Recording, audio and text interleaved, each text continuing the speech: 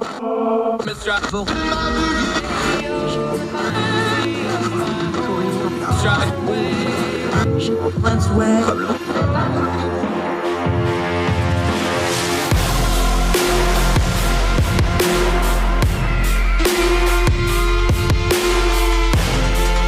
your host, Andrew Donaldson. This is Heard Tell. Welcome back to Heard Tell. Okay, let's go back over to the UK. Everybody's had their little break from our UK news for the last few weeks we've been going through. There's a lot going on over there. This is who's going to walk us all through it, explain it so well that even I will be able to understand it. He's a Young Voices contributor, real sharp guy. Looking forward to this. Benjamin Coates, how are you, sir? Thank you so much for the time. Hello, Andrew. No worries. I'm well, thank you. Live from London on this fine day. Let's start here, big picture, because of course all the eyes of the world were on England and the UK for the last 2-3 weeks now with the passing of the Queen. Politically, though, that became kind of the eye of the storm because things politically were going kind of really ugly. Everybody kind of got the pause because of the Queen's death. You have this great moment of national unity. Boy, howdy, has the storm come back and in a hurry, hadn't it?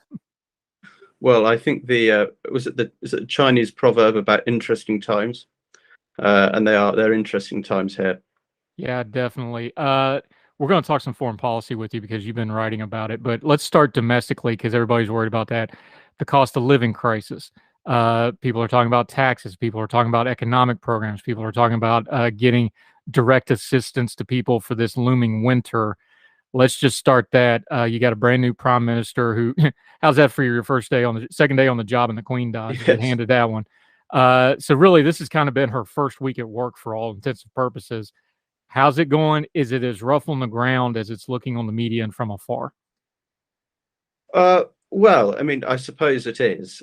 Just only, I think, an hour ago, I think a poll came out with something like a 20 or 30 point Labour lead, which is only seen that in the mid-90s, just before Blair came in. But there are big caveats to that. We're not going to have an election tomorrow. And there does seem to have been an overreaction to the sort of so-called mini budget and all the rest. I don't want any of your listeners to switch off, so I won't talk too much about it. But there are so many problems in the world economically for a lot of countries, the very strong dollar, obviously all that's going on in Ukraine. And I think perhaps the pound and Britain has been singled out a little, and there've definitely been market jitters, but I think nothing is happening here that is unprecedented. We're lowering our top rate of tax to the rate it was during a Labour government. It's still more than many countries, including the US.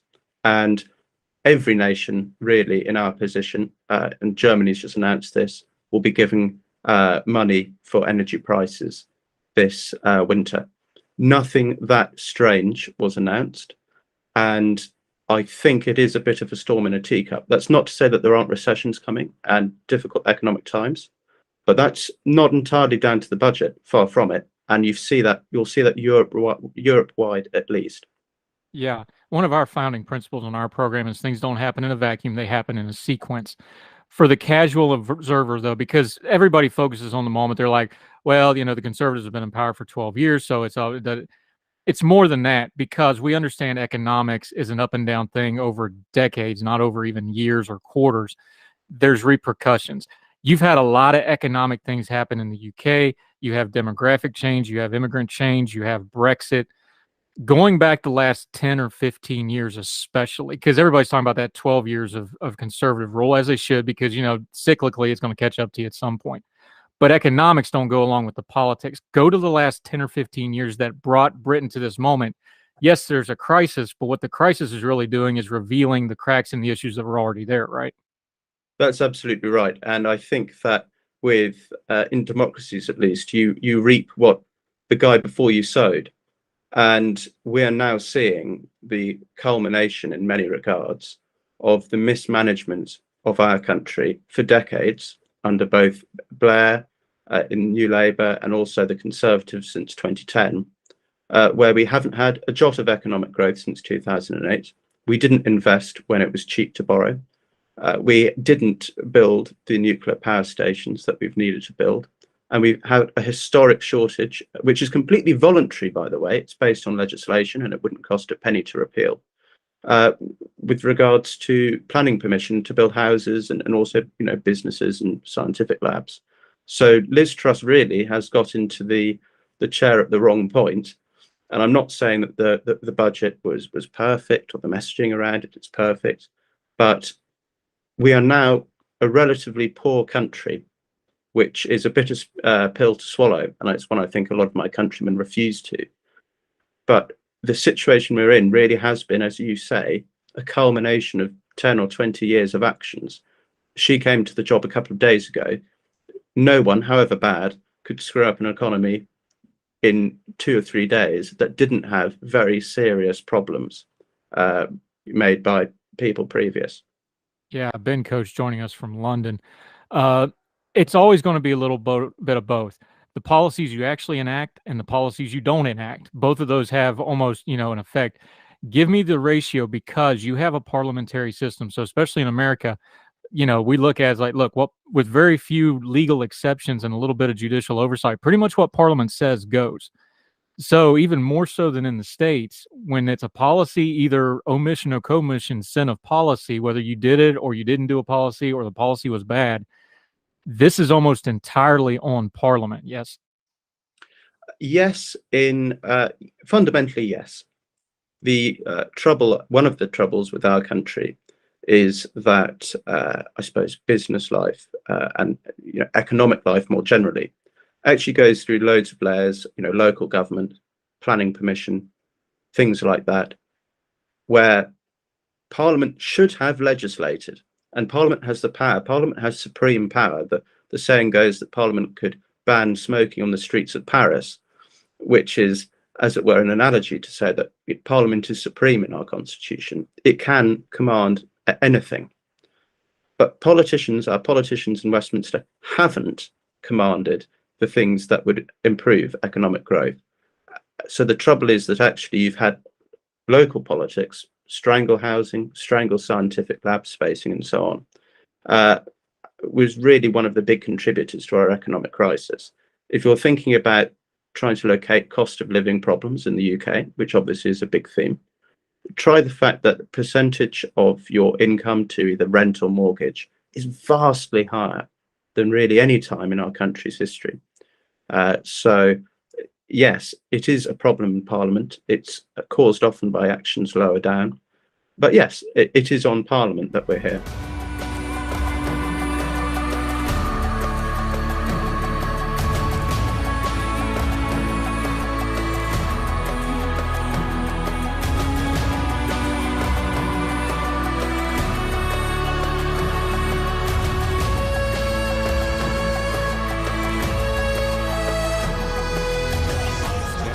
Coach joining us.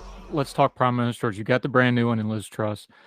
You had Boris Johnson, of course, Theresa May before her, and then we can go on back as far as you want to go. I think she's purposefully, and it's part of her character. Boris, good, bad, or indifferent, was a bit of a circus at all times, even when you're doing something he liked, It was still a circus. I think she purposefully set a sober turn in her demeanor. Her first prime minister questions was very by the book, very matter of fact. It seems to me that she gets the moment. Does she really have a whole lot of options here? Because like you said, it's probably an overreaction right now. And you're talking, let's be honest, the stuff they're doing with this budget, this is wonky terms. This is tax rates. This is, marginal incomes. This isn't really good messaging stuff.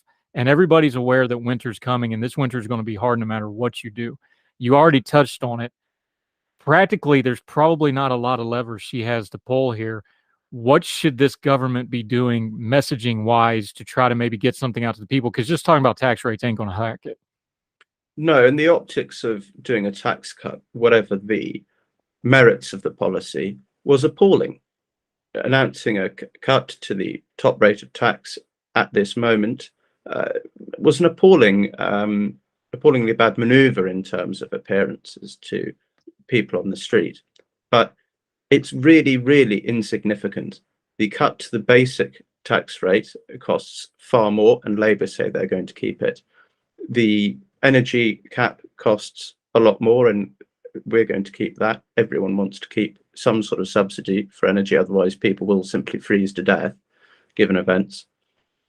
What needs to be the messaging really is that economic growth, which is what they've set out to do, is the only way out, medium to long term, of the decline that this country has seen, arguably since the end of the Second World War. It has been a century almost of decline, and what we need is economic growth. The top rate of tax cut was a bad decision in terms of optics. It doesn't actually change much economically. The message needs to be that we need growth, and also that people are going to be supported, because in the whole fuss we've had, people are completely forgetting the quite generous energy subsidies. And there have been all sorts of graphs on Twitter and in the papers which show that people on higher incomes benefit from the income tax decreases. Yes, that's true, but if you add in the very substantial reduction to people's energy bills, that completely flips it around. Because naturally, let's say you're doing very well, you're doing extremely well, doing $500,000 a year. Naturally, on a graph, you are going to benefit a great deal from the cut in 45%, going down to 40% of the top rate tax. But you're probably not going to notice the energy subsidy. Yet, let's say you're on £25,000 a year. Okay, you're not going to get a great deal of benefit at all from the cut in tax, but you will see a vast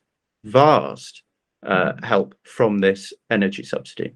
So there needs to be the messaging that we need growth, and there needs to be the messaging that actually there is help. Ignore what's on the news, ignore what the stock market does over the course of 2 or 3 days. Markets panic, people get on bandwagons. There's help and we need growth. That's what I'd do.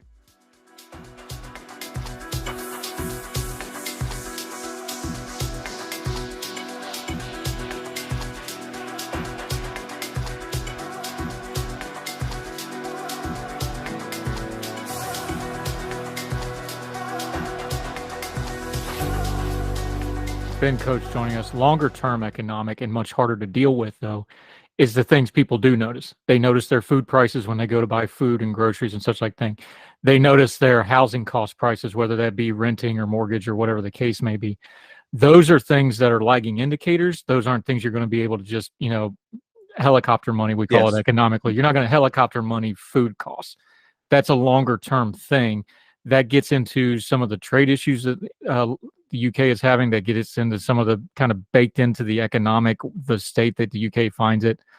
I know they're talking about it. Is there any actual plans in the works to do anything about it? Because it's probably too late for the winter, but going into the spring, going into next year, part of leadership is having not just an immediate plan because the voters are upset, but a long-term plan. Does anybody seem to have one? Well, when you talk about rent, food prices, I think the honest thing, although I think if you're a senior politician, you probably shouldn't say this given how easily the markets do speak. The fact is that there is going to be a recession. It will probably last a year or two. It will not be isolated to the United Kingdom, and has precious little to do, actually, with Liz Truss's 2-week-long premiership. However bad a politician you were, you could not possibly have caused all that is coming to us. It would not be a popular line to deliver. And it's one I don't think politicians should deliver, purely because, again, markets spook. But the fact is that due to the war in Ukraine, due to a historic stupidity amongst European leaders, and by that I include the British, in terms of not taking up stuff like nuclear energy, and the very strong dollar that's causing problems in Asia as well, it's going to be really tough for a year or two. There are things that the government can do, but you cannot avoid what is going to be a global recession, probably, definitely a continental recession, for a year or two. Sometimes I think you just have to put your hands up and realize that it's going to be tough. Would it be good messaging, Ben Coach joining us, for Liz Truss? you can't say it the way you just said it, because like you said, politics is marketing and branding. You can't say it like that, but wouldn't it just be good politics? Because there's no way this is going to have a good ending in the near term for her to just come out and say, look, this is going to be hard, because we've seen this with our own president on certain things. If you don't take some of the blame, if it gets better later, you're going to have a hard time getting any of the credit. Should she get out in front of this a little bit? How much honesty is needed for the moment? How much honesty is too much honesty with the I hate to use the term because it gets into economic stuff, but there's going to be some bad times coming soon. There's going to be some attrition here, just bluntly. How much should she take some blame now and just get in front of it? And how much truth is too much truth, do you think? Well, I suppose the truth would almost be that her taking any blame would be a little wrong. As I've said, I think the real problems are structural. I think the real problems are historical. Should she be honest and say tough times are coming? Yes, but you also have to have a certain amount of optimism. There are very, very significant gains that a government can make in terms of our economy by deregulating, because we've got some very poor regulations that actually don't cost a penny. They cost the salaries of whoever is rewriting the legislation. We can do that, and it will have a certain effect, and it will have an increasing effect as the years go on. Really, if you're looking at her political situation, I think the trouble is she's got into the chair at the wrong point. We are 2 years away from an election. Do I think ultimately that some of the pro-growth messaging, but also measures that are hinted at in the mini budget, do I think they're ultimately the right path? Yes. Do they really need to be enacted over, let's say, a 5, 10, even 15-year time span to really have the effect? Yes. She's only got 2 years. It's a very, very sticky wicket, to use a cricket analogy, which may not be best for American radio, but there we go. I think that, yes, she needs to say times are tough. Yes, she needs to emphasize that the growth is what matters, and that there is growth. The British economy could be substantially bigger than it is now, and it would require very little government intervention. It actually requires the government to stand back and let businesses get on with things. But in the ultimate analysis, it maybe doesn't matter what she says. She's only got 2 years. She's basically sat down on the chair. The Queen has died, and now there's a recession. Be careful what you wish for, perhaps. Maybe it's a very important tale for all of us. She's got the dream job, and I think it's probably too late. Yeah. Now, you said Ben Coach joining us. You're saying 2 years. Most of the people we've talked to in the UK, most of our contributors over there, they're like, in reality, she's got about 2 months to really make this thing work, to make her name on it, to kind of get a handle on this. She's got a very small window. She's got a very cantankerous parliament to deal with. Labor seeing their best numbers in decades, so they're licking their chops. She's probably not super sure about some of the folks sitting behind her on the benches because she's new to the job. Is this one of the tougher non-wartime premiership starts that we've seen? And put it in a little bit of context, just how steep a hill we're talking here. Well, I think wars are a lot easier, bluntly. Because the very worst. I was an enlisted guy, not on my end, but I take your point. Yes, for politicians, wars are a lot easier. Maybe I'll rephrase that. It's extremely tough, and I think that if she did pull off even a very slim majority at the next election, it would be a real comeback story, possibly even worthy of a feature-length film. It is very tough, and there's really no sugarcoating that can improve that. But I think it would be tough for anyone in that position, and whether that she may survive. Let's say they lose the next election, would she survive to fight another election? Probably not. But I think you've got to have a certain amount of admiration for her for trying.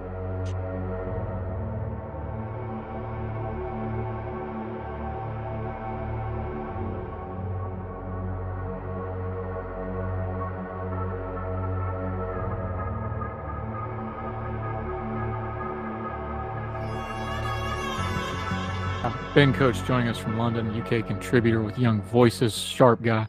Let's talk foreign policy, something that's kind of up your alley. Meanwhile, while all this is going on, the world keeps turning. That's just the way things are. Yes. The UK has some pretty serious foreign policy issues going on. Domestically, they've got plenty of issues like we just detailed, but even inside the domestic, Northern Ireland's a problem. They've got the Channel migrate problem. Wider than that, though, they've been getting credit for their support of Ukraine. You've done some writing, though. The Royal Navy, which, for a long time, the standard of the world and Britain's pride in a lot of ways, their national pride, not in great shape right at the moment. I know that seems like maybe a smaller priority to, food prices and stuff, but you can't be a world power without a world power military. And there's some cracks that are very apparent, and you've been writing about it when it comes to the Royal Navy.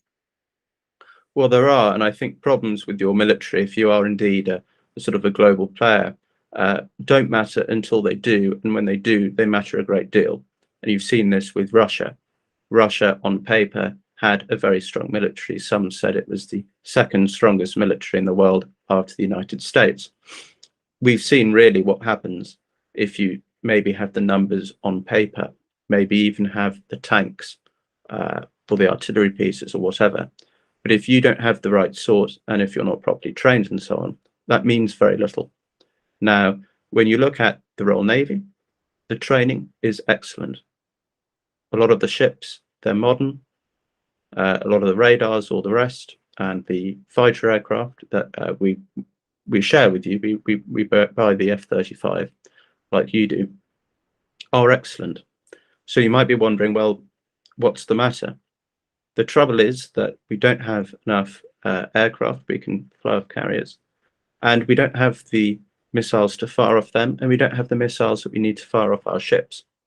There was a recent House of Commons sort of session where they described our Navy as a porcupine Navy, which is to say that it's more than capable of defending itself, but it has extremely little ability to actually reach out and attack.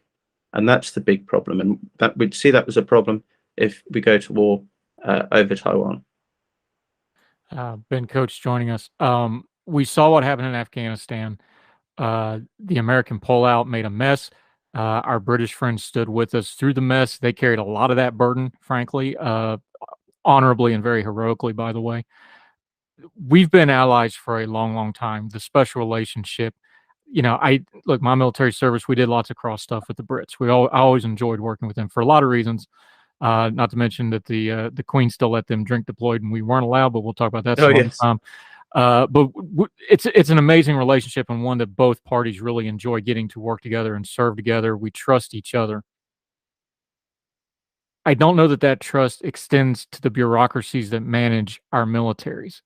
In the U.S., of course, there's the massive military-industrial complex. There's a lot of bureaucracy that's involved.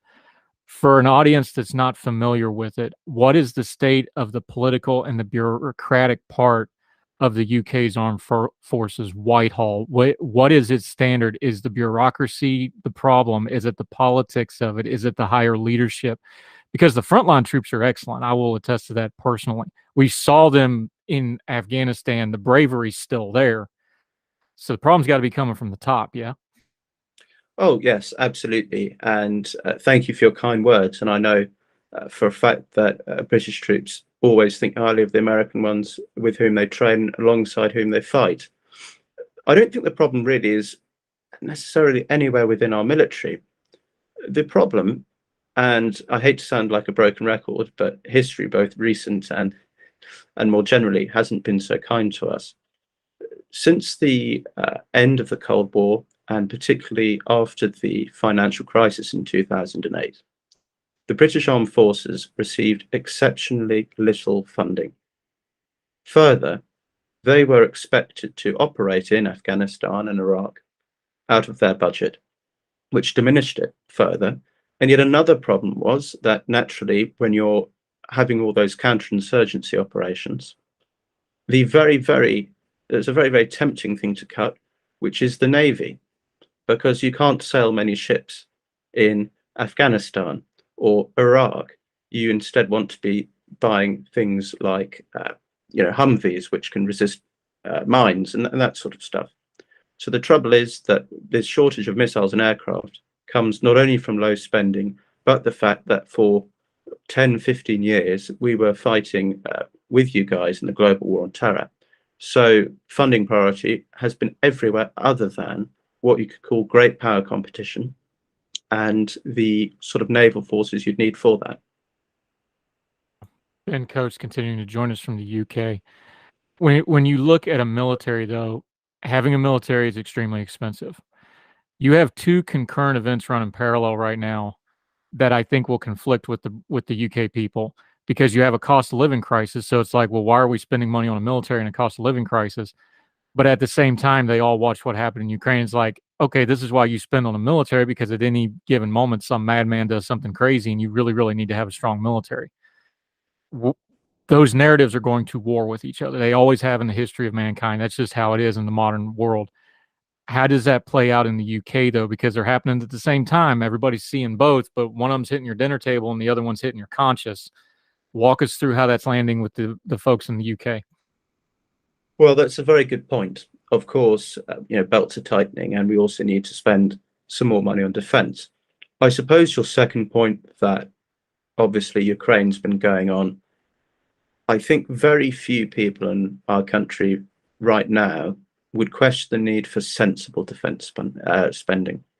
Obviously, it can't be a blowout, but the problems we have, particularly with regards to the Royal Navy, are not that expensive to fix. They're not cheap, nothing in defence is, but they're not that expensive.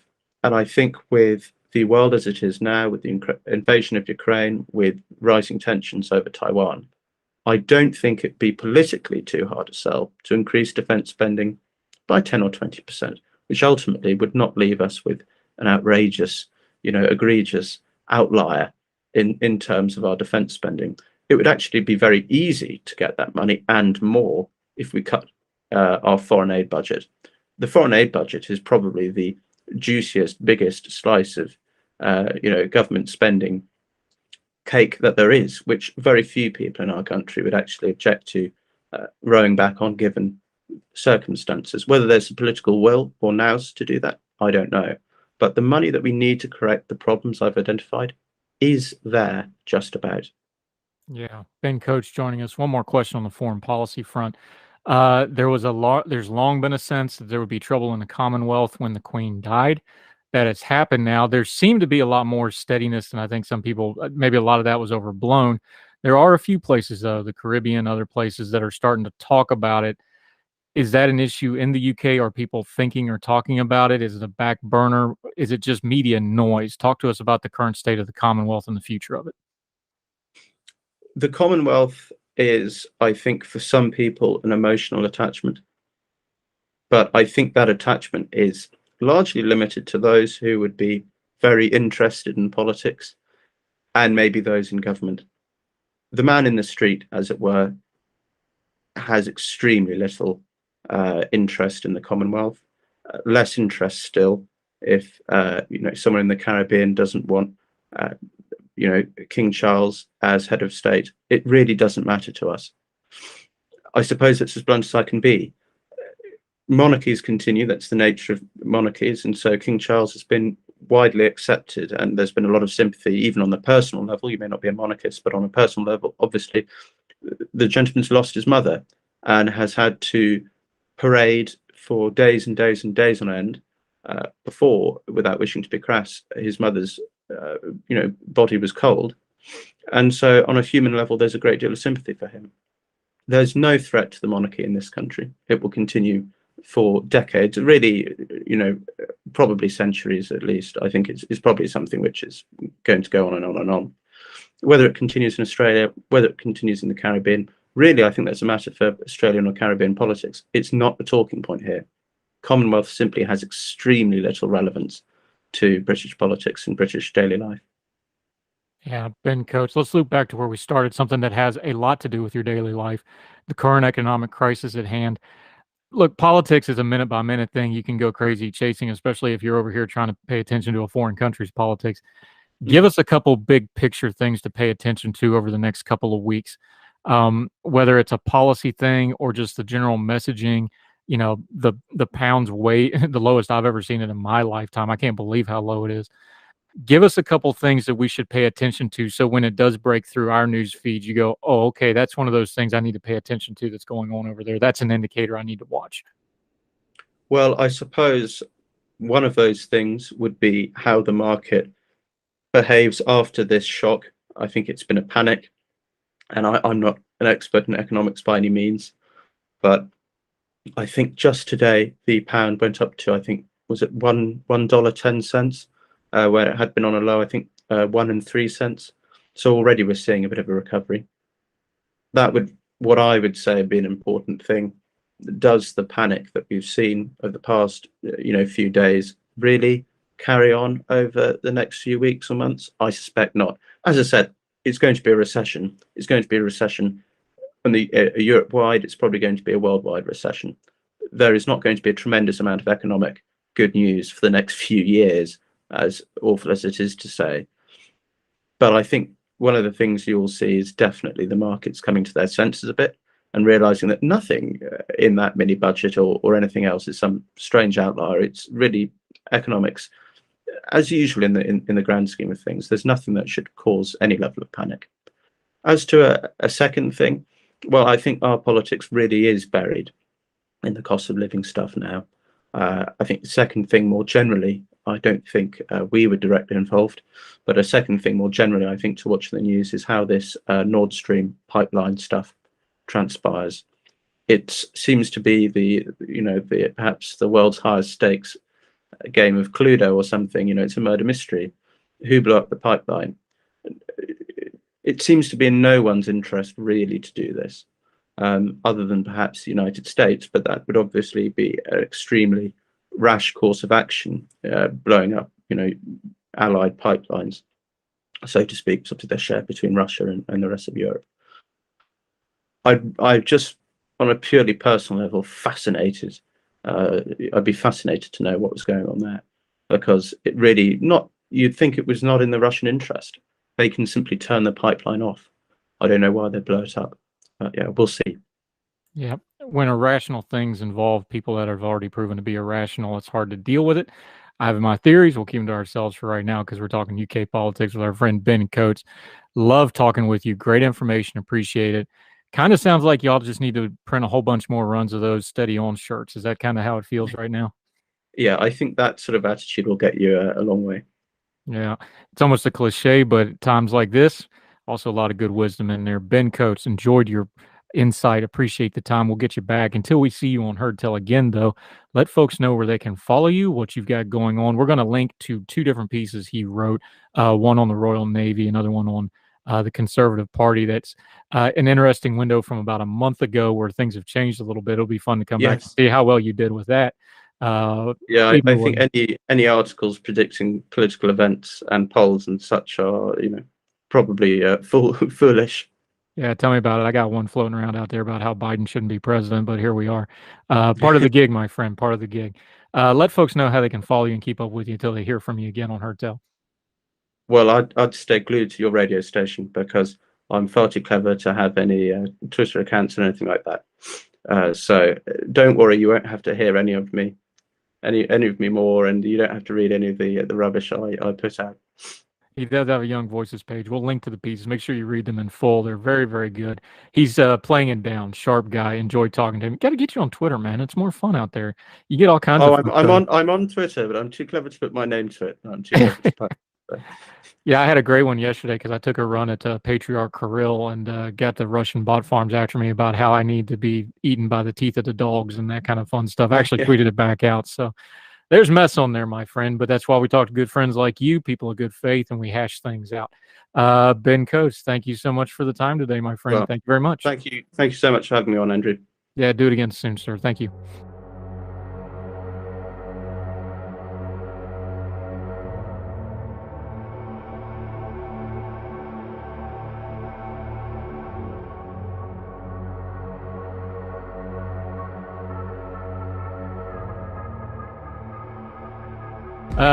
Welcome back. We are talking economics with our friend Joseph Politano.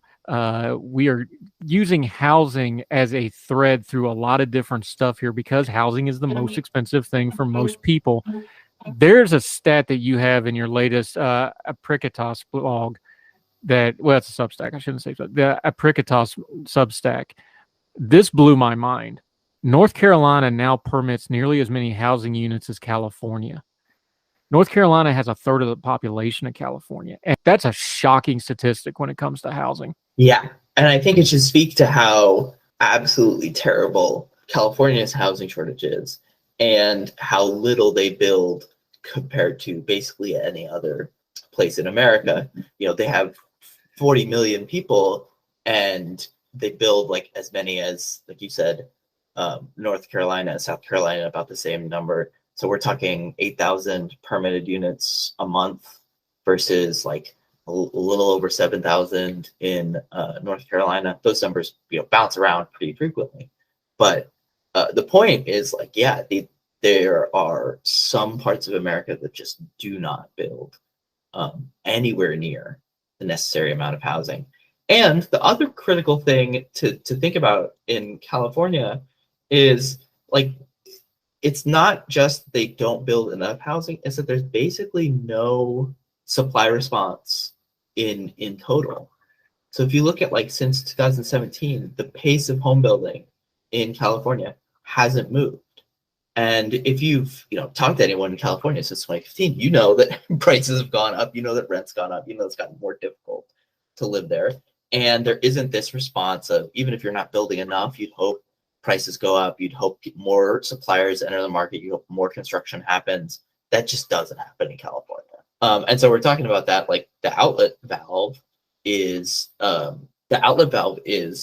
Phoenix, but the other thing is eventually it becomes a competitive advantage to try to move whatever you can out of the most expensive areas, just to save on cost. It's hard to employ people in San Francisco, in Los Angeles, because it's so expensive. Very much like a Yogi Berra. Nobody goes there because it's so crowded, you know.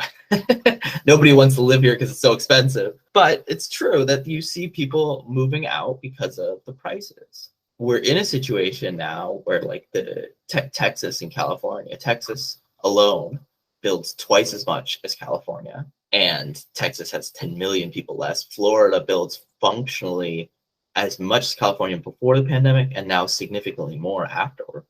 And that's, like, crazy. And so if you want to talk about where the economic growth is in this market, where the actual construction is, it's not in these, like, really big cities anymore. It's not in California, which I think is sad, because there's lots of people who understandably would want to live in California, and there's a lot of problems that develop when you don't build for the amount of demand there is in the state. Yeah, and let's break this down for folks.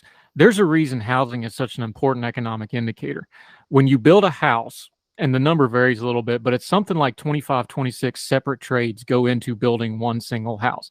So that's dozens and dozens of people that are subcontracting. That's on top of the dozens and dozens of people it takes to build the home. That has entire supply chains behind them. Building a home is a huge economic ripple. That's just one home. So then when you get into these areas like a Raleigh, where they're building them by the hundreds at a time, that's a huge pipeline of economic activity, not just for the home buyers and the home sellers, but all the tradesmen, the contractors, the inspectors. Then you have the secondary folks, the termite inspectors got to go look at the house, right? Things you don't even think of. There's so many tentacles to the housing market of building homes. So when you stop building homes, that's why it's such an indicator of economic activity. And when you're building a ton of homes, the reverse is true. And that's why you, as an economist, that's why you watch that number so tightly, isn't it? Yeah. And if you're thinking about, like, how do people feel about the economy, it has a lot to do with housing markets. How confident they are depends on, what the housing market looks like, and vice versa. More confident people are more likely to go out and say, I'm, willing to buy a house here. And the interesting dynamic that we're talking about here, where, like, people move from Los Angeles or New York to these other places, that only happens when people are very confident about their economic state. Because you're talking about moving halfway across the country, try to buy a house, get a new job. You got to be in a really good place to make that bet. And So that's a really important economic indicator. And I think it says a lot about the US labor market, putting aside the work from home trend, that we just had this supercharge of people who were confident enough to move across state lines, in 2021 after the initial pandemic shock. What's the economic indicators for interstate movement? Because people love to use those numbers. They use them in a political sense, like, oh, look, everybody's moving to a red state. That some of that's true, but there's other things. LA is always going to have people moving to LA because it's LA. It's got built-in stuff. Then you have, blue enclaves in red states, like in Austin. Are those numbers really viable? We use them politically and talk about people voting with their feet and all that. But those kind of numbers can also be a little misleading because, like you said, we don't have one. This is a great line, by the way. You ought to trademark it. We don't have one housing market. We've got 10,000 little housing markets, and every one of them has their own little story. How do we parse that out? Because that's look, we're going to see that headline again. Every time we have an election, we have that headline of everybody's moving to the red states, everybody's fleeing the blue states, or vice versa. How do we parse through that with some actual data and numbers? Because, yeah, it's kind of true, but it depends. Yeah, it's really hard. So unfortunately, there's the thing you learn in this business is that whenever you want a data point, it's going to take 5 years for it to be published, and then nobody's going to care. So like the most comprehensive stuff comes from the IRS because people have to file their taxes. So if you move, at any point during the year, and you're filing taxes from a new location, the IRS catches you, but they don't publish that until years after the fact because, to protect people's privacy and to give them enough time to let everybody file. What we can look at is like the Postal Service address changes. So people are calling the Postal Service and saying, hey, I'm moving from here to here. Can you change my address? Can you forward my mail? That saw the big upturn in 2021. My friend Paul Williams has done some really great research on this, talking about the places people were moving to and the supply responses or lack thereof in some areas. So, lots of people moved to Boise, lots of people moved to Montana, lots of people moved to Denver. These like mountain lion cities, I like kind of cute way to call them. Those places built maybe a little more housing, but it's not a lot. It's really, a lot of these places in the South, and in particular Texas, I think I really can't understate how crazy it is, the amount of housing that gets built in Texas. But yeah, I think it's hard to say like what policy is driving this beyond the housing prices are cheaper. Because if you're looking at it too, it's like people are moving to Texas, but they're mostly moving to Austin, Houston, Dallas, the suburbs thereof. So are these people who are more conservative? Probably not. It's probably more so people who just couldn't afford what they were at before, people who are maybe lower income Californians who are moving out of the state. I think that's less a political statement about California and more of an economic statement about the specific housing policies in California and in Texas. Like, I think if you had, maybe Austin is a possible example of this happening in the future. If Austin inherited Los Angeles's housing problems, people would leave it for the same reason. Austin builds a lot more than Los Angeles right now, but it's possible. And I don't think there's anything from the state government in Texas, except for the fact that they're willing to preempt local zoning a lot more than in California. It was a long-winded way of saying this, but when we think about people moving, we think about people like searching for new opportunities. One of the favorite things I read from Professor Leah Bustan in her book about immigration economics is if you look at immigrants to the US, they earn more than Americans over time. And the reason for this is not because they are, innately special or you're self-selecting the best and brightest purely from these countries, but actually because when they get to the US, they go, okay, what's the biggest opportunity place that I can move to, And if you're in America, you're born in America, you have some ties to your local area.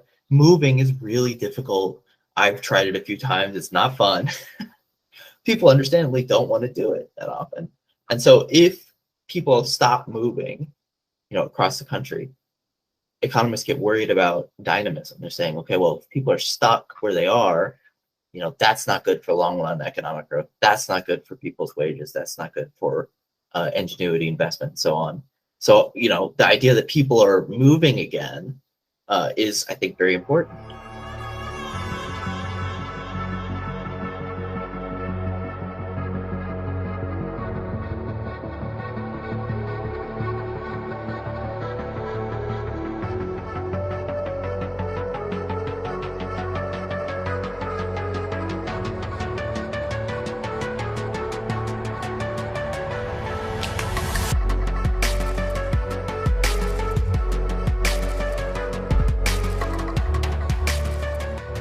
Joseph Politano joining us. Did we learn anything? Because we're getting away from the pandemic now. Like, you just made the crack, and you're only half joking. You're saying, like, well, it takes 5 years to get the data point out that you really need. We're not 5 years from COVID yet, but we're far enough from it now that we're seeing what the bounce back's going to be, give or take. The service sector is still weird. We have really weird stuff in the economy. We have, like low unemployment and a labor shortage at the same time, just stuff that on paper shouldn't exist. Have we learned anything? And break it into the two parts, both the economist and just the average person, because those are two very different things. I know we all went through it.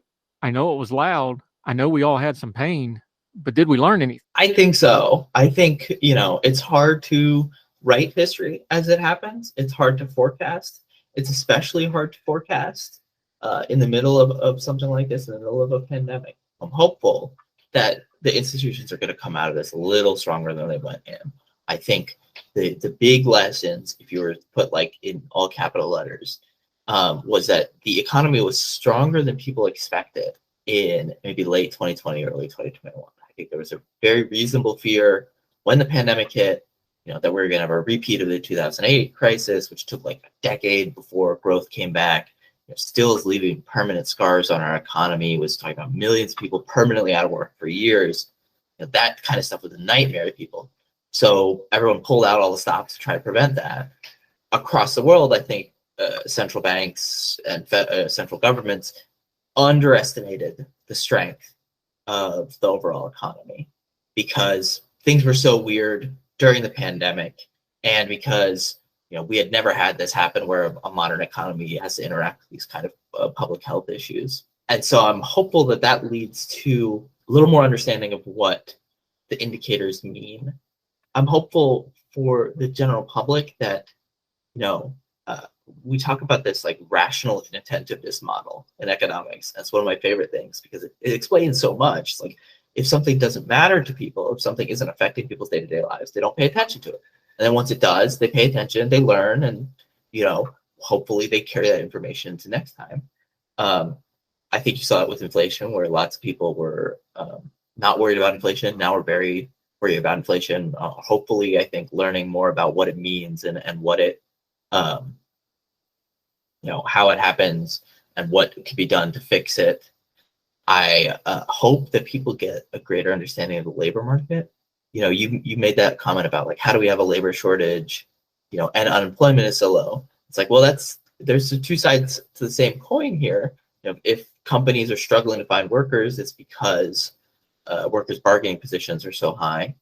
It's because you have such a strong labor market. I'm hoping people appreciate that a little more, and I'm hoping that people can now recognize what a better future labor market could look like. All the music on Heard Tell is provided under a Creative Content license from monstercat.com.